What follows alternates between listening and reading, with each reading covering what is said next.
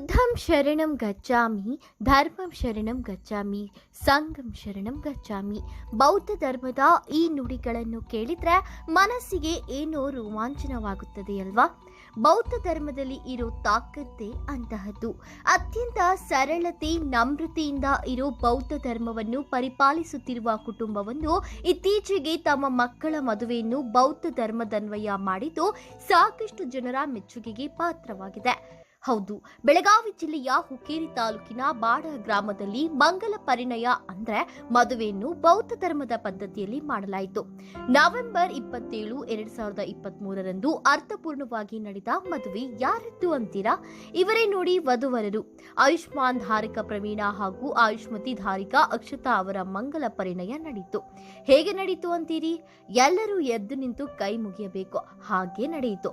ಚಿಕ್ಕೋಡಿ ಜಿಲ್ಲಾ ಕಾಂಗ್ರೆಸ್ ಸಮಿತಿಯ ಉಪಾಧ್ಯಕ್ಷ ಪ್ರಕಾಶ ಯಮನಪ್ಪ ಮೌಲಾಕೆ ಹಾಗೂ ಬಾಡ ಗ್ರಾಮ ಪಂಚಾಯಿತಿಯ ಮಾಜಿ ಉಪಾಧ್ಯಕ್ಷೆ ಗೀತಾ ಪ್ರಕಾಶ ಮೈಲಾಕೆ ದಂಪತಿಗಳ ಪುತ್ರ ಪ್ರವೀಣ ಹಾಗೂ ಪೊಲೀಸ್ ಇಲಾಖೆಯಲ್ಲಿ ಸೇವೆ ಸಲ್ಲಿಸುತ್ತಿರುವ ಹಿರೇಕೋಡಿ ಗ್ರಾಮದ ಅಶೋಕ ಈಶ್ವರ ದೊಡಮನಿ ಹಾಗೂ ಸುನೀತಾ ಈಶ್ವರ ದೊಡಮನಿ ದಂಪತಿಗಳ ಪುತ್ರಿ ಅಕ್ಷತಾ ಅವರೇ ಹೊಸ ಬಾಳಿನ ಹೊಸಿಲನ್ನು ಹೊಸ ರೀತಿಯಲ್ಲಿ ಬೌದ್ಧ ಧರ್ಮದ ತತ್ವದಂತೆ ತುಳಿದವರು. ಅಂದಂಗೆ ಈ ಮದುವೆಗೆ ಮುಹೂರ್ತ ನೋಡಿದ್ದು ಯಾರು ಗೊತ್ತಾ? ಪ್ರವೀಣ ಅಕ್ಷತಾ ಅವರ ಮದುವೆಗೆ ಮುಹೂರ್ತ ಫಿಕ್ಸ್ ಮಾಡಿದ್ದು ಸತೀಶ ಜಾರಕಿಹೊಳಿರವರು. ಬೆಳಗಾವಿ ಜಿಲ್ಲಾ ಉಸ್ತುವಾರಿ ಲೋಕೋಪಯೋಗಿ ಇಲಾಖೆಯ ಸಚಿವ ಸತೀಶ ಜಾರಕಿಹೊಳಿರವರು ತಾವು ಯಾವಾಗ ಡೇಟ್ ಕೊಡ್ತೀರೋ ಆಗಲೇ ಮದುವೆ ಸರ್ ಅಂತ ಬೆಳಗಾವಿ ಜಿಲ್ಲೆಯ ದಲಿತ ಮುಖಂಡ ಯುವ ನಾಯಕ ಪ್ರಕಾಶ ಮೈಲಾಕೆರವರು ಹೇಳಿದರು. ಮದುವೆ ಡೇಟ್ ಫಿಕ್ಸ್ ಮಾಡಲು ಯಾವುದೇ ಪಂಚಾಂಗ ನೋಡಲಿಲ್ಲ ಅನ್ನೋದು ಈ ಮದುವೆಯ ವಿಶೇಷತೆಗಳಲ್ಲೊಂದು. ಬಿಹಾರದ ಬುದ್ಧ ಗಯಾದಲ್ಲಿರುವ ಬುದ್ಧ ವಿಹಾರದ ಚಂದ್ರಮಣಿ ಬಂತೇಜಿ ಅವರ ನೇತೃತ್ವದಲ್ಲಿ ಮಂಗಲ ಪರಿಣಯ ಅರ್ಥಪೂರ್ಣವಾಗಿ ನಡೆಯಿತು. ಇದಕ್ಕೂ ಮೊದಲು ಪೂಜ್ಯ ಬಂತೇಜಿಯವರನ್ನು ಮದುವೆಯ ಮಂಟಪಕ್ಕೆ ವಾದ್ಯ ಮೇಳದೊಂದಿಗೆ ಮೈಲಾಕೆ ಹಾಗೂ ದೊಡಮನಿ ಕುಟುಂಬದವರು ಕರೆತಂದರು. ಬಿಳಿ ಬಣ್ಣದ ವಸ್ತ್ರಗಳನ್ನು ಧರಿಸಿ ವಧುವರರು ಅವರ ತಂದೆ ತಾಯಿ ಬಂಧು ಬಳಗ ವೇದಿಕೆಯತ್ತ ಆಗಮಿಸುತ್ತಿರುವುದನ್ನು ನೋಡಿದ್ರೆ ಬೆಳ್ಳಕ್ಕಿಗಳ ಸಾಲು ಬರುತ್ತಿದೆಯೇನೋ ಎಂಬಂತೆ ಕಾಣುತ್ತಿತ್ತು. ಮಂಗಲ ಪರಿಣಯ ವೇದಿಕೆಯನ್ನು ಅತ್ಯಂತ ಸರಳವಾಗಿ ಅಲಂಕರಿಸಲಾಗಿತ್ತು. ವೇದಿಕೆಯ ಮೇಲೆ ತಥಾಗತ ಭಗವಾನ್ ಬುದ್ಧ, ವಿಶ್ವಗುರು ಬಸವಣ್ಣ, ಪರಮ ಪೂಜ್ಯ ಬೋಧಿಸತ್ವ, ಸಂವಿಧಾನ ಶಿಲ್ಪಿ ಡಾಕ್ಟರ್ ಬಾಬಾ ಸಾಹೇಬ್ ಅಂಬೇಡ್ಕರ್ ಅವರ ಫೋಟೋಗಳನ್ನು ಅಲಂಕರಿಸಲಾಗಿತ್ತು. ಮದುವೆ ಅಂದ್ರೆ ಇದು ಅತ್ಯಂತ ಸರಳ ಮದುವೆ, ಖರ್ಚಿಲ್ಲದ ಮದುವೆ, ಕಂದಾಚಾರಗಳಿಲ್ಲದ ಮದುವೆ, ಗೊಡ್ಡು ಸಂಪ್ರದಾಯಗಳು ಇಲ್ಲದ ಮದುವೆ ಅಂದ್ರೆ ಹೀಗಿರಬೇಕು. ಇಂತಹ ಮದುವೆಯನ್ನು ನೋಡಿ ಕಣ್ತುಂಬಿಕೊಳ್ಳೋಣ ಅಂತ ಮದುವೆ ಮಂಟಪದಲ್ಲಿ ನೆರೆದ ಸಹಸ್ರಾರು ಜನರನ್ನು ನೋಡಿ ಇಲ್ಲಿ ಹಿರಿಯರೊಬ್ಬರು ಏನ್ ಹೇಳ್ತಿದ್ದಾರೆ ಕೇಳಿ. ಜಗಜ್ಯೋತಿ ಬಸವೇಶ್ ಅವರ ಭಾವಚಿತ್ರದೊಂದಿಗೆ ಇವತ್ತು ಬಾಡ ಗ್ರಾಮದಲ್ಲಿ ಒಂದು ವಿಶೇಷ ಮಂಗಲ ಪರಿಣಯ ಕಾರ್ಯಕ್ರಮ ನೆರವೇರ್ತಾ ಇದೆ. ಯಾಕೆಂದ್ರೆ ಈ ಬಾಡ ಗ್ರಾಮದಲ್ಲಿ ಇಲ್ಲಿವರೆಗೂ ಯಾವುದೇ ತರದ ಮಂಗಲ ಪರಿಣಯ ಕಾರ್ಯಕ್ರಮವು ಬೌದ್ಧ ಧರ್ಮದ ವಿಧಾನಗಳ ಪ್ರಕಾರ ಪ್ರಕಾಶ್ ಮೈಲಾಕಿಯವರ ಒಂದು ನೇತೃತ್ವದಲ್ಲಿ ಈ ಬಾಡ ಗ್ರಾಮದಲ್ಲಿ ಬೌದ್ಧ ಧರ್ಮ ಉಗಮವಾಗುವಂತಹ ಸಂದರ್ಭ ಒದಗಿ ಬಂದಿದೆ. ದಯವಿಟ್ಟು ಈ ವೇದಿಕೆ ಮೇಲೆ ಇರತಕ್ಕಂತ ಎಲ್ಲ ಬಂಧು ಬಾಂಧವರು ವೇದಿಕೆಯ ಒಳಗಡೆ ಬಂದು ಈ ಹೊಸ ಜೋಡಿಗಳಿಗೆ ತಮ್ಮ ದಿವ್ಯವಾದ ಆಶೀರ್ವಾದವನ್ನ ಮಾಡಬೇಕಂತ ಹೇಳಿ ನಾನು ಮೈಲಾಕಿ ಬಂಧುಗಳ ಪರವಾಗಿ ವಿನಿಸ್ಕೊಳ್ತಾ ಇದ್ದೇನೆ. ಈಗಾಗಲೇ ಈ ಬೌದ್ಧ ಧರ್ಮದ ಪೂಜ್ಯ ಬಂತೀಜಿಗಳಾಗಿರ್ತಕ್ಕಂಥ ಮಾನ್ಯ ಧಮ್ಜಿ ಚಂದ್ರಮಣಿ ಬುದ್ಧ ವಿಹಾರ್, ಬುದ್ಧ ಗಯಾ ವಿಹಾರ್ ಇವರ ನೇತೃತ್ವದಲ್ಲಿ ಇವತ್ತು ಈ ಮಂಗಲ ಪರಿಣಯ ಕಾರ್ಯಕ್ರಮ ನೆರವೇರ್ತಾ ಇದೆ. ದಯವಿಟ್ಟು ಈ ಕಾರ್ಯಕ್ರಮವನ್ನ ನಡೆಸಿಕೊಟ್ಟಂತ ಪೂಜ್ಯ ಬಂತೀಜಿ ಅವರಿಗೆ ನಿಮ್ಮೆಲ್ಲರ ಪರವಾಗಿ ಅವರಿಗೆ ನಮನಗಳನ್ನ ಸಲ್ಲಿಸ್ತಾ ಇದ್ದೇನೆ. ಮದುವೆ ಅಂದ್ರೆ ಎಂತ ಮದುವೆ ಅನ್ನೋದನ್ನು ಹೇಗೆ ಮಾಡ್ತಾ ಇದ್ದಾರೆ ಅನ್ನೋದನ್ನು. ಇನ್ನು ಮದುವೆ ಮಂಟಪಕ್ಕೆ ಆಗಮಿಸಿದ ವಧುವರರು ಬಂತೇಜಿ ಅವರಿಗೆ ನಮಸ್ಕರಿಸಿ ಆಶೀರ್ವಾದ ಪಡೆದುಕೊಂಡರು. ಬುದ್ಧ, ಬಸವ, ಅಂಬೇಡ್ಕರ್ ಅವರ ಫೋಟೋಗಳ ಮುಂದೆ ಮೊಂಬತ್ತಿ ಹಚ್ಚಿದ್ರು, ಪುಷ್ಪ ಸಮರ್ಪಿಸಿದ್ರು. ತ್ರಿಮೂರ್ತಿಗಳಿಗೆ ನಮಿಸಿ ಆಶೀರ್ವಾದವನ್ನು ಪಡೆದುಕೊಂಡರು. ವಧುವರರನ್ನು ಅವರ ಪಾಲಕರನ್ನು ಬುದ್ಧ, ಬಸವ, ಅಂಬೇಡ್ಕರ್ ಭಾವಚಿತ್ರದ ಎದುರು ಕುಳ್ಳಿರಿಸಿದ ಬಂತೇಜಿರವರು ಮಂಗಲ ಪರಿಣಯ ಕಾರ್ಯಕ್ರಮಗಳನ್ನು ಕೈಗೊಂಡರು.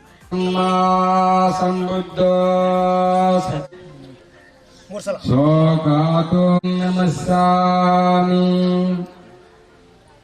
ಸುಪಟಿಪನ್ನೋ ಸಂಗಂ ನಮಾಮಿ. ನಮೋ ತಸ್ಸ ಭಗವತೋ ಅರ್ಹತೋ ಸಂಭೋ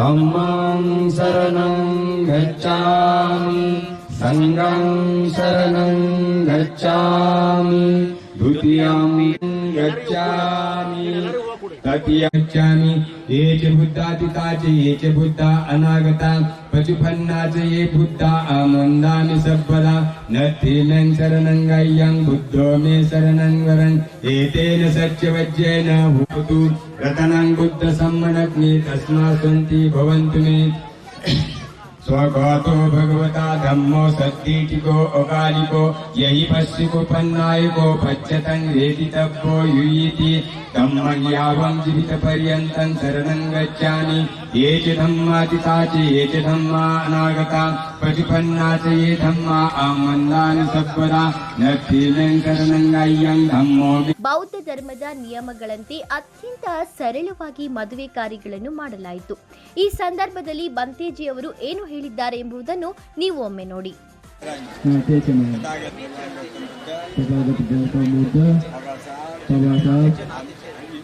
इनको प्रणाम करके मैं नदी में मार्ग से चलने से तैयार हूँ. मैं हूँ मेरी सच्चाई के बोल के अक्षता का स्वीकार करता हूँ. ये सभी जनों को ये न्याय होना है. जय भीम.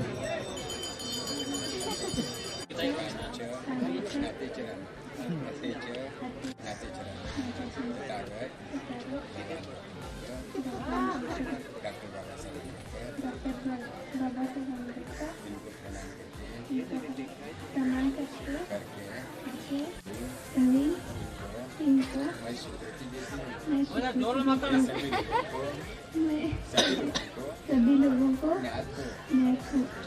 जय हिंद. चार बोल के जाना है और एक अच्छा इंसान आपका कल्याण और मंगल. मैं ऐसा आशीष करता हूँ कि आपने अपने ढेली से विमुख न जाए. तथागत सम्यक संबुद्ध की प्रज्ञा का प्रकाश अपने ढेली के ऊपर तेवत रहेगा. तीसरी बात ये है कि आपके माताजी पिताजी आपने परिवारजन वाले और आपने अगले से भी सारे मानव लोग के हित के लिए आपके हाथ से बहुत सारा काम होता ही रहेगा. आपके मन में करुणा पनपती रहेगी. तथागत सम्यक संबुद्ध इनका क्षमाशील का धम्म आपके मन में रहेगा. कोई अगर दुखेरा आपके पास आए तो तुरंत आपके हाथ से वो काम पूरा हो जाए. ऐसा भी मैं आपको आशीष करता हूँ. मैं ऐसा आशीष करता हूँ बाबा साहब अम्बेडकर बसवाना जैसे जो लोग ज्ञाति लोग हैं और भी कोई मान्यता प्राप्त लोग हैं जिन्होंने लोकहित के काम किए हैं तो उनकी भी आप लोग याद करते रहे. आपका डेली पानी से गीला रहेगा. आपके घर में सुख और शांति पनपती रहेगी. तथागत सम्यक संबुद्ध की ये बोधि भी दिल में यही भाव रहे. ऐसे हम सुकून से आशीष करके बहुत सब मंगलम बोलते हुए इस विधि संपन्न हुई ऐसा घोषित करता हूँ. नमो बुद्धाय, नमो धम्माय, नमो संघाय. ನೋಡುತ್ತಿದ್ದಂತೆಯೇ ಮದುವೆ ಕಾರ್ಯಗಳು ಮುಗಿದೇ ಹೋದವು. ಇಲ್ಲಿ ನೋಡಿ, ಹೂವು ತುಂಬಿದ ಬುಟ್ಟಿಗಳು.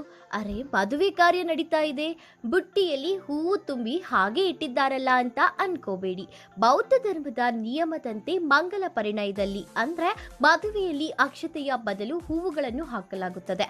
ಹಾಗಾಗಿಯೇ ಇಲ್ಲಿ ನೋಡಿ, ಎಲ್ಲರಿಗೂ ಹೂವುಗಳನ್ನು ಕೊಡ್ತಾ ಇರೋದು. ಬಂತೇಜಿಯವರು ಇತ್ತ ಉಪದೇಶ ಹೇಳಿದ್ರು. ಉಪದೇಶದ ಮಾತುಗಳು ಮುಗಿತಾ ಇದ್ದಂತೆಯೇ ವಧುವರರ ಮೇಲೆ ಪುಷ್ಪಾರ್ಪಣೆಯ ಸುರಿಮಳೆಯೇ ಸುರಿಯಿತು. ಮದುವೆಗೆ ಆಗಮಿಸಿದ ಸಹಸ್ರ ಜನರು ಪುಷ್ಪಗಳನ್ನು ಹಾಕಿ ವಧುವರರಿಗೆ ಮದುವೆ ಶುಭಾಶಯಗಳನ್ನು ಕೋರಿದ್ರು. ಪ್ರವೀಣ ಅಕ್ಷತಾ ನವದಂಪತಿಗಳ ಮೊಗದಲ್ಲಿ ಕಾಣುವ ಮಂದಹಾಸ, ಸರಳತೆಯನ್ನು ಮೈಗೂಡಿಸಿಕೊಂಡ ಪ್ರವೀಣ ಅಕ್ಷತಾ ಅವರು ಬಂತೇಜಿ ಅವರಿಗೆ ಮತ್ತೊಮ್ಮೆ ನಮಿಸಿದ್ರು. ಉಳ್ಳಾಗಡ್ಡಿ ಖಾನಾಪುರದ ಶ್ರೀ ಮರಳುಸಿದ್ದೇಶ್ವರ ಸಂಸ್ಥಾನ ಗುರುಮಠದ ಸಿದ್ದೇಶ್ವರ ಶಿವಾಚಾರ್ಯ ಮಹಾಸ್ವಾಮೀಜಿ ಹಾಗೂ ಹೆಬ್ಬಾಳದ ಬಸವಭವನ ಕಲ್ಯಾಣ ಮಠದ ಬಸವಚೇತನ ದೇವರುಗಳು ಅತ್ಯಂತ ಸರಳವಾಗಿ ಮದುವೆ ಮಾಡಿಕೊಂಡು ಹೊಸ ಜೀವನಕ್ಕೆ ಕಾಲಿಟ್ಟ ಪ್ರವೀಣ ಅಕ್ಷತಾ ನವಜೋಡಿಗಳಿಗೆ ವೇದಿಕೆಯ ಮೇಲೆ ಆಗಮಿಸಿ ಆಶೀರ್ವದಿಸಿದ್ರು. ನೂರ್ಕಾಲ ಸುಖವಾಗಿ ಬಾಳಿ ಎಂದು ಬಹುಶಃ ನನ್ನ ಜೀವಮಾನದ ಅನೇಕ ಮದುವೆಗಳನ್ನು ಹೋಗಿದ್ದೀನಿ, ಆಶೀರ್ವಾದ ಮಾಡಿದ್ದೀನಿ. ಬಹುಶಃ 35 ವರ್ಷ ಪಟ್ಟಾಧಿಕಾರದ ಅವಧಿಯಲ್ಲಿ ಬಹುಶಃ 12,000 ಮದುವೆಗಳು ನಾನು ಹೋಗಿರಬಹುದು. ಆ 12,000 ಮದುವೆಗಳಲ್ಲಿ ಅತ್ಯಂತ ವಿನೂತನ ವಿಶೇಷ ಮತ್ತು ವಿಶಿಷ್ಟವಾದ ಮದುವೆ ಇದು ಅನ್ನಿಸ್ತು ನನಗೆ. ಭಾಳ ಸಂತೋಷವಾಯಿತು. ಯಾವ ಆಡಂಬರವಿಲ್ಲದೆ, ಯಾವ ಸಡಗರವಿಲ್ಲದೆ, ಎಲ್ಲರೂ ಒಂದೇ ಮನೆಯ ಸದಸ್ಯರಂತೆ ಬಸವಣ್ಣವರು ಹೇಳಿದ ಹಾಗೆ ಬಸವ ಮಹಾಮಣೆಯ ಒಂದು ವಿನೂತನವಾಗಿರ್ತಕ್ಕಂಥ ಮದುವೆಯನ್ನು ನಾವು ಕಣ್ಣಾರೆ ಕಂಡ್ವಿ. ಎಲ್ಲಿ ಮದುವೆ ಏನು ಅಜ್ಜಾರ ಹೇಳ್ತಾ ಇದ್ದಾರೆ ಅಂತ ನಾವು ತಿಳ್ಕೊಂಡಿರ್ಬೋದು. ಇದು ಬಾಳ್ ಗ್ರಾಮದ ಮೈಲಾಕೆ ಬಂಧುಗಳ ಮದುವೆಗೆ ನಾವು ಹೋಗಿದ್ವಿ. ಪ್ರಕಾಶ್ ಯಮನಪ್ಪ ಮೈಲಾಕೆ ಮತ್ತು ಶ್ರೀಮತಿ ಗೀತಾ ಪ್ರಕಾಶ್ ಯಮನಾಕೆ ಅವರ ಸುಪುತ್ರ ಆಯುಷ್ಮಾನ್ ಶ್ರೀ ಪ್ರವೀಣ್ ಅವರ ಮದುವೆಯು ಆಯುಷ್ಮಾನ್ ಧಾರಿಕ ಅಕ್ಷತಾ ಅವ್ರ ಜೊತೆಗೆ ಆವತ್ತು ನೆರವೇರಿತು. ಇಲ್ಲಿ ಲಗ್ನ ಪತ್ರಿಕೆ ಬಹಳ ವಿಶಿಷ್ಟವಾಗಿದೆ. ಲಗ್ನ ಪತ್ರಿಕೆ ನೋಡೇ ನಾನು ಆವತ್ತು ಹೇಳಿದ್ದೆ, ಈ ರೀತಿ ಲಗ್ನ ಪತ್ರಿಕೆಗಳು ಪ್ರಿಂಟ್ ಆಗಿದ್ದು ನಮ್ಮ ಜೀವಮಾನದಲ್ಲಿ ಪ್ರಥಮ ಅಂತ ನೋಡಿದ್ದು ನಾನು. ಹೀಗಾಗಿ ಅತ್ಯಂತ ಸರಳ ಹಾಗೂ ವಿನೂತನ, ಬಹುಶಃ ಸ್ವರ್ಗದಲ್ಲಿ ಅಕ್ಷತಾರೋಪಣ ಆಗುತ್ತೆ, ಪುಷ್ಪಾರೋಪಣ ಆಗುತ್ತೆ ಅಂತ ತಿಳ್ಕೊಂಡಿದ್ವಿ. ಆದರೆ ಭೂಲೋಕದಲ್ಲೂ ಕೂಡ ಪುಷ್ಪಾರೋಪಣ ಮಾಡತಕ್ಕಂಥ ಒಂದು ಸಂದರ್ಭ ಬರುತ್ತೆ. ಅದು ನಮ್ಮ ಸಾನ್ನಿಧ್ಯದಲ್ಲಿ ನಡೀತಿರ್ತಕ್ಕಂಥ ಒಂದು ಒಳ್ಳೆಯ ಸಂತೋಷ ವಿಷಯ ನಮ್ಗೆ ಆವತ್ತು ಬಾಳ್ ಗ್ರಾಮದಲ್ಲಿ ನಮಗದು ಕಣ್ಣಾರೆ ಕಂಡಿದ್ದಾಯಿತು. ಯಾಕಂತಂದರೆ ನಾನು ಮದುವೆ ಅಂದರೆ ಭಾಳ ಗದ್ದಲ ಇರುತ್ತೆ, ಸಡಗರ ಇರುತ್ತೆ, ವಾದ್ಯ ರಭಸ ಇರುತ್ತೆ, ಡೊಳ್ಳು ಇರುತ್ತೆ ಅಂತ ಹೋದೆ. ಕಾರ್ ತೆಗೆದುಕೊಂಡು ಹೋದಾಗ ಅಲ್ಲಿ ಯಾವ ನಿಶಬ್ದವಾದ ವಾತಾವರಣ. ನಾನು ನಮ್ಮ ಡ್ರೈವರ್ ಕೇಳಿದ ಮದುವೆ ಇದೆ ಇಲ್ಲ ನೋಡು, ಎಲ್ಲಿ ಬಂದಿದ್ದೀವಿ ನಾವು ಅಂತ ಕೇಳಿದೆ ನಾನು. ಅಜ್ಜಾರು ಮುಂದೆ ಹೋಗಿ ನೋಡೋಣ ಅಂತಂದರು. ಮುಂದೆ ಬಂದಿವಿ, ಕಾರ್ಗಳನ್ನು ನಿಂತ್ಕೊಂಡಿದ್ವಿ. ಕಾರ್ಗಳು ನಿಂತ್ಕೊಂಡಿದ್ರು ಕೂಡ ಜನರು ಸಪ್ಪಳವೇ ಕೇಳ್ತಾ ಇಲ್ಲ ಅಲ್ಲಿ. ಹೌದ್ರಿ ಅಜ್ಜಾರ ಮದುವೆ ನಿನ್ನೆ ಆಗಿ ಹೋಗ್ತೇನೋರು ಅಂತೇಳಿ ನಡಿ ಒಳಗಡೆ ಹೋಗಿ ಬರೋಣ ಅಂತ ತಿಳ್ಕೊಂಡು ಒಳಗೆ ಹೋದಾಗ ಸಾವಿರಾರು ಜನ ಶ್ವೇತ ವಸ್ತ್ರಧಾರಿಗಳಾಗಿ ಬಿಳಿ ಬಟ್ಟೆಗಳನ್ನು ಧರಿಸಿಕೊಂಡು ಸಾವಿರಾರು ಜನ ಆಸನ ಮೇಲೆ ಆಸನಗಳಾಗಿದ್ದಾರೆ. ಮಧುವರರು ಮಂಟಪದ ಮೇಲೆ ಆಸೀನರಾಗಿದ್ದಾರೆ. ಬೌದ್ಧ ಗುರುಗಳು ಮಂತ್ರೋಪದೇಶ ಮಾಡ್ತಾ ಇದ್ದಾರೆ. ಬೌದ್ಧಂ ಶರಣಂ ಗಚ್ಛಾಮಿ, ಬೌದ್ಧಮ್ಮಂ ಶರಣಂ ಗಚ್ಛಾಮಿ, ಶಾಂತಂ ಶರಣಂ ಗಚ್ಛಾಮಿ ಅಂತಕ್ಕಂಥ ಮಹಾಮಂತ್ರದಲ್ಲಿ ಕೇಳ್ತಾ ಇದೆ. ಅವ್ರು ಮತ್ತೆ ಹೇಳ್ತಾ ಇದ್ದಾರೆ ಏನಂತಂದರೆ, ಏನು ಒಂದು ವಧುವರಿಗೆ ಒಂದು ಬೋಧನೆ ಮಾಡ್ತಾ ಇದ್ದಾರೆ. ಏನು ಅರ್ಥೇಚ ಧಮ್ಮೇಚ ಕಾಮೇಚ ನಾತಿ ಚರಾಮಿ ನಾತಿ ಚರಾಮಿ ನಾತಿ ಚರಾಮಿ ಅಂತ ತಿಳ್ಕೊಂಡು ನಾನು ಎಲ್ಲಿ ಪಂಚಕಳಸ ಎಲ್ಲಿದೆ ಏನು ಮಾಡ್ತಾ ಇದ್ದೆ ನೋಡಿದಾಗ ಮೇಲುಗಡೆ ಬುದ್ಧ ಬಸವ ಅಂಬೇಡ್ಕರರ ಮೂರ್ತಿಯನ್ನು ಇಟ್ಟುಬಿಟ್ಟು ಆ ಮೂರ್ತಿಗೆ ಸೂತ್ರವನ್ನು ಕೊಟ್ಟಿದ್ದಾರೆ. ಆ ಸೂತ್ರವನ್ನು ಹಿಡ್ಕೊಂಡ್ಬಿಟ್ಟು ಆ ಸೂತ್ರವನ್ನು ವಧುವರು ಹಿಡ್ಕೊಂಡಿದ್ದಾರೆ. ಅಲ್ಲಿ ಗುರುಗಳು ಕುಂತ್ಕೊಂಡು ಅವ್ರಿಗೆ ಧರ್ಮೋಪದೇಶ ಮಾಡ್ತಾ ಇದ್ದಾರೆ. ಬಹುಶಃ ಆಗಿನ ಗೌತಮ ಬುದ್ಧನ ಕಾಲದಲ್ಲಿರ್ತಕ್ಕಂಥ ಒಂದು ಮದುವೆ ಸಂಭ್ರಮ ಆ ಕಾಲದಲ್ಲಿ ನಾವು ಇರಲಿಲ್ಲ. ಆ ಕಾಲದಲ್ಲಿ ನಾವು ಇರಲಿಲ್ಲ. ಸ್ವತಃ ಬುದ್ಧನ ಕಂಡಂತೆ ಒಂದು ಭಾಸ ನಮಗೆ ಆ ವೇದಿಕೆ ಮೇಲಾಯಿತು. ಬಸವ ಬುದ್ಧ ಅಂಬೇಡ್ಕರ ಬಾಯಲ್ಲಿ ಹೇಳ್ಕೊಳ್ತಾ ಹೋಗ್ತಾ ಇದ್ದೀವಿ ನಾವು, ಆದರೆ ಯಾವತ್ತೂ ಕಾರ್ಯರೂಪಕ್ಕೆ ತರಲಿಲ್ಲ. ಅಕಸ್ಮಾತ್ ಅದೇನು ಕಾರ್ಯರೂಪದಲ್ಲಿ ಬಂದಿದೆ ಅದು ಬಾಡ್ ಗ್ರಾಮದಲ್ಲಿ ಮಾತ್ರ, ಅದು ಮೈಲಾಕಿಯವ್ರ ಮದುವೆಯಲ್ಲಿ ಮಾತ್ರ ಅಂತ ಹೇಳೋಕೆ ನಾವು ಇಷ್ಟಪಡ್ತಾ ಇದ್ದೀವಿ. ಯಾಕೆ ಭಾಳ ಸಂತೋಷ ಆಯಿತು. ಪಟ್ಟದೇವರಾಗಿ ಸ್ವಾಮೀಜಿಯಾಗಿ ನಾನು ಸಿಂಹಾಸನ 45 ವರ್ಷ ಕೂತ್ಕೊಂಡಿದ್ದೀನಿ. ಅನೇಕ ಗೃಹ ಪ್ರವೇಶಗಳಿಗೆ ಹೋಗಿದ್ದೀನಿ, ಅನೇಕ ಮದುವೆ ಮುಂಜೆಗಳಿಗೆ ಹೋಗಿದ್ದೀನಿ, ಅನೇಕ ಸಮಾರಂಭಗಳಿಗೆ ಹೋಗಿದ್ದೀನಿ. ಆದರೆ ನನ್ನ ಜೀವಮಾನದಲ್ಲಿ ನನ್ನ ಈಗ 63 ವರ್ಷ ನಡೆದಿದೆ. ನನಗೆ 63 ವರ್ಷ ಅವಧಿಯಲ್ಲಿ ವಿಶಿಷ್ಟ ವಿನೂತನ ಹಾಗೂ ಸರಳ ಸಜ್ಜನಿಕೆ ಮದುವೆಯನ್ನು ಇವತ್ತು ನಾನು ನೋಡಿದ್ದು. ಸುಮ್ಮನೆ ಈ ಒಂದು ಜಗತ್ತಿನಲ್ಲಿ ಅನೇಕ ದುಡ್ಡನ್ನು ಖರ್ಚು ಮಾಡ್ತಾರೆ. ಆ ದುಡ್ಡು ಎಲ್ಲಿಂದ ಬರುತ್ತೋ ಎಲ್ಲಿ ಹೋಗುತ್ತೋ ಗೊತ್ತಿಲ್ಲ. ನೀರಿನಂತೆ ಖರ್ಚು ಮಾಡಿ ನಾವು ಎಲ್ಲರಿಗೂ ಶ್ರೀಮಂತರನ್ನು ತೋರಿಸ್ತಕ್ಕಂಥ ಈ ಕಾಲದಲ್ಲಿ ಬಡವರಿಗಿಂತಲೇ ಬಡವರು, ಹಣೆಕ್ಕೆ ಕೂಡಿದರೆ ಹಡದವರು ಬೇಕಿಲ್ಲ ಎಂಬತಕ್ಕ ಬಸವಣ್ಣರ ವಚನದಂತೆ ಏನು ಎಮ್ಮವರು ಬೆಸಗೊಂಡರೆ ಇದೇ ಶುಭ ಲಗ್ನವೆಂಬಿರ ಎಂಬತಕ್ಕ ಬಸವಣ್ಣನ ಯುಕ್ತಿಯಂತೆ ನಾವೆಲ್ಲ ಒಂದಾಗಿದ್ರೆ ಸಾಕು, ಅದೇ ಶುಭ ಲಗ್ನ, ಅದೇ ಶುಭ ಮುಹೂರ್ತ, ಅದೇ ಭಗವಂತ ಸ್ವರೂಪ ಅಂತ ಹೇಳ್ತಕ್ಕಂಥ ಒಂದು ದಿವ್ಯ ದೃಷ್ಟಿಕೋನವನ್ನು ನಾವು ಮದುವೆಯಲ್ಲಿ ಕಂಡೆ. ಭಾಳ ಸಂತೋಷ ಆಯ್ತು ನನಗೆ. ಅವ್ರಿಗೆ ಹೇಳಿದ್ದೀನಿ ನಾನು, ಅಕಸ್ಮಾತ್ ನಿಮ್ಮ ಈ ಮನೇಲಿ ಏನೇನು ಕಾರ್ಯಕ್ರಮ ಇದ್ರೆ ಮೊದಲು ನನ್ನ ಹೆಸರು ಹಾಕಿ ನನಗೆ ಕರೀರಿ, ನಾವು ಫಸ್ಟ್ ಬರ್ತೀನಿ ಅಂತ ತಿಳ್ಕೊಂಡು ಹೇಳಿದ್ದೆ. ಹೀಗಾಗಿ ಅಂದಿನ ಇಲ್ಲಿವರೆಗೂ ಕೂಡ ನಾನು ಆ ಮದುವೆ ಆದಮೇಲೆ 4 ಸಮಾರಂಭದಲ್ಲಿ ಭಾಗವಹಿಸಿದೆ. ಅಲ್ಲಿ ಇದನ್ನೇ ಹೇಳ್ತಾ ಬಂದಿದ್ದೀನಿ, ಮದುವೆ ಆದರೆ ಹೇಗಿರಬೇಕು, ಮದುವೆ ಅಂದರೆ ಹೇಗಿರುತ್ತೆ, ಏನು ಬೋಧನೆ ಮಾಡಬೇಕು ಅನ್ನೋದನ್ನು ಆ ಬಾಡಕ್ಕೆ ಹೋಗಿ ನಾವು ಕಲಿಬೇಕಾಗುತ್ತೆ. ನೀವು ಅಕಸ್ಮಾತ್ ಆ ಮದುವೆಯ ವಿಡಿಯೋ ಬಂದರೆ ನೀವೆಲ್ಲ ನೋಡ್ಕೊಂಡು ಕಲೀರಿ ಅಂತಕ್ಕಂಥ ಮಾತನ್ನು ಹೇಳಿದೆ. ಯಾಕಂತಂದರೆ ಧರ್ಮಾಧಿಕಾರಿಗಳಿಗಿಂತ ನಾವುಗಳು ಹೇಳೋದಿಷ್ಟೇ, ಅನ್ಯಥಾ ಖರ್ಚಿಗೆ ಮಗ ಮಾಡಬೇಡಿ, ಮಗನ ಮದುವೆಗೆ ಸಾಲ ಮಾಡಿ ಮುನಿ ಮುರುಕೊಂಡು ಬಡತನ ರೇಖೆಯಲ್ಲಿ ಬಳಲಬೇಡಿ. ಯಾಕಂತಂದರೆ ಬಲ್ಲವ್ರು ಹೇಳ್ತಾರೆ, ತಟ್ಟೆಯಲ್ಲಿ ಅನ್ನ ಇಲ್ಲದಷ್ಟು ಬಡವನಾಗಬೇಡ, ತಟ್ಟೆಯಲ್ಲಿ ಅನ್ನ ಇಲ್ಲದಷ್ಟು ಬಡವನಾಗಬೇಡ, ತಟ್ಟೆಯಲ್ಲಿ ಅನ್ನ ಬಿಡೋಷ್ಟು ಶ್ರೀಮಂತನಾಗಬೇಡ ಅಂತ ಹೇಳ್ತಾರೆ. ಆ ನಿಟ್ಟಿನಲ್ಲಿ ಅಂಥ ಒಂದು ವೇದವಾಕ್ಯವನ್ನು, ಅಂಥ ಒಂದು ನಾನುಡಿಯನ್ನು ಅಕ್ಷರಶಃ ಪಾಲಿಸಿದ್ದು ಮೈಲಾಕೆ ಬಂಧುಗಳು ಅಂತ ಹೇಳೋಕ್ಕೆ ತುಂಬ ಸಂತೋಷವಾಗುತ್ತೆ. ಆ ಮದುವೆಯಲ್ಲಿ ಯಾರು ಭಾಗವಹಿಸಿದಾರೋ ಅವರೇ ಪುಣ್ಯವಂತರು, ಅವರೇ ಅದೃಷ್ಟವಂತರು, ಅವರೇ ಭಾಗ್ಯವಂತರು. ಅಷ್ಟೇ ಅಲ್ಲದೆ ಬಸವ ತತ್ವವನ್ನೇ ಮೈಗೂಡಿಸಿಕೊಂಡ ಹೆಬ್ಬಾಳದ ಬಸವ ಭವನ ಕಲ್ಯಾಣದ ಬಸವಚೇತನ ದೇವರೂರವರು ಯುವ ನಾಯಕ ಪ್ರಕಾಶ ಮೈಲಾಕೆ ಅವರು ಬೌದ್ಧ ಧರ್ಮದ ಅನ್ವಯ ತಮ್ಮ ಮಗನ ಮದುವೆಯನ್ನು ಸರಳವಾಗಿ ಮಾಡಲು ಕೈಗೊಂಡ ದಿಟ್ಟತನ ಮೆಚ್ಚಿಕೊಂಡು ಆಡಿದ ಮಾತುಗಳು ಇಂತಹವು ಅಂದ್ರೆ ಕೇಳಿದ್ರೆ ಮತ್ತೆ ಮತ್ತೆ ಕೇಳಬೇಕು, ಪರಿಪಾಲಿಸಬೇಕು ಎಂಬಂತಹ ಮಾತುಗಳು. ನಮ್ಮ ಆತ್ಮೀಯರಾದಂತಹ ಪ್ರಕಾಶ್ ಶಮನಪ್ಪ ಮೈಲಾಕೆ, ಉಪಾಧ್ಯಕ್ಷರು, ಚಿಕ್ಕೋಡಿ ಜಿಲ್ಲಾ ಕರ್ನಾಟಕ ಪ್ರದೇಶ ಕಾಂಗ್ರೆಸ್ ಸಮಿತಿಯ ಹಾಗೂ ಮಾಜಿ ಗ್ರಾಮ ಪಂಚಾಯಿತಿ ಉಪಾಧ್ಯಕ್ಷರಾಗಿ ಬಾಡ್, ಇವರು ಆಯುಷ್ಮಾನ್ ಧಾರಕ ಅವರ ಸುಪುತ್ರನಾದ ಪ್ರವೀಣ್ ಅವರ ವಿವಾಹವನ್ನು ಬಹಳ ಅಚ್ಚುಕಟ್ಟಾಗಿ ಬುದ್ಧ ಬಸವ ಅಂಬೇಡ್ಕರ್ ವಿಚಾರವಾದದ ಬುದ್ಧನೇ ಬರೆದಿಟ್ಟ ಪಾಲಿ ಭಾಷೆಯ ತ್ರಿಪೀಠಕಗಳ ಅನ್ವಯದಲ್ಲಿ ಮದುವೆಯನ್ನು ಬಹಳ ನಾಡಿನ ಹರಗುರು ಚರಮೂರ್ತಿಗಳ ಸನ್ನಿಧಾನದಲ್ಲಿ ಆ ವಿವಾಹವನ್ನು ಮಾಡಿದ್ದಾರೆ.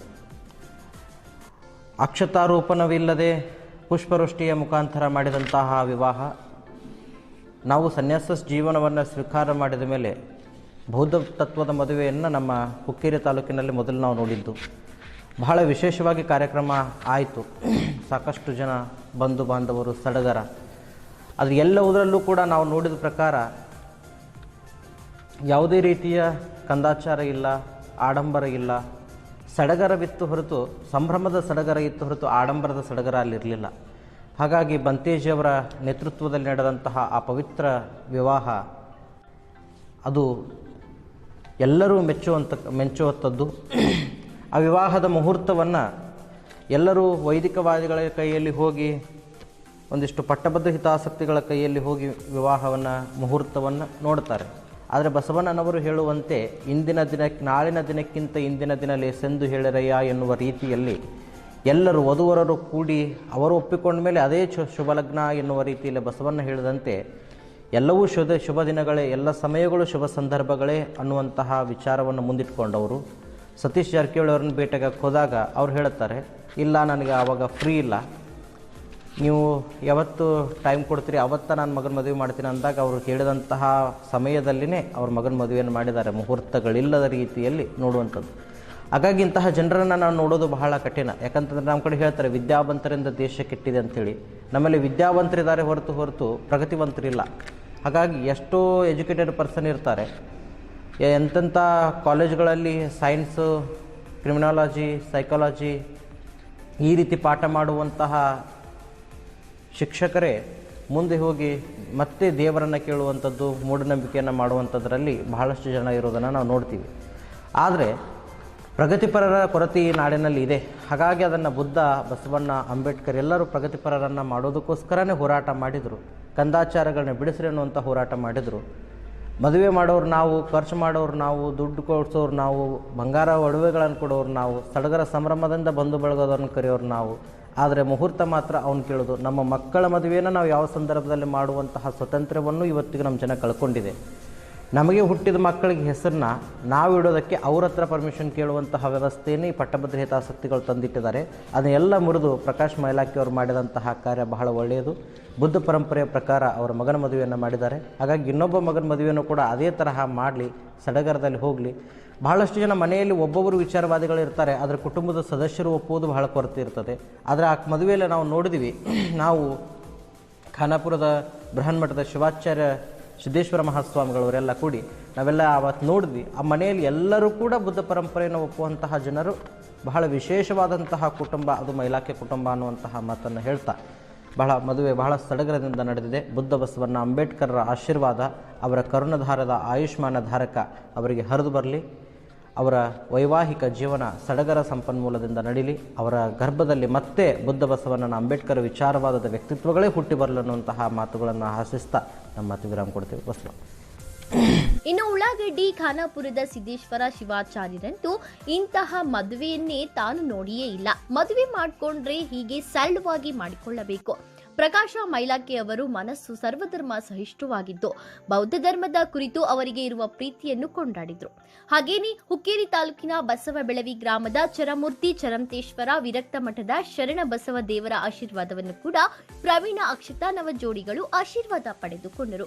ಆಶೀರ್ವಾದ ರೂಪದಲ್ಲಿ ಪೂಜ್ಯರು ವಚನಗಳ ಪುಸ್ತಕವೊಂದನ್ನು ನೀಡಿ ಪ್ರತಿದಿನವೂ ಇದರಲ್ಲಿಯ ಒಂದೊಂದು ವಚನವನ್ನು ಓದಿ ಅರ್ಥೈಸಿಕೊಂಡು ನಡೆಯುವಂತೆ ಹಾರೈಸಿದರು.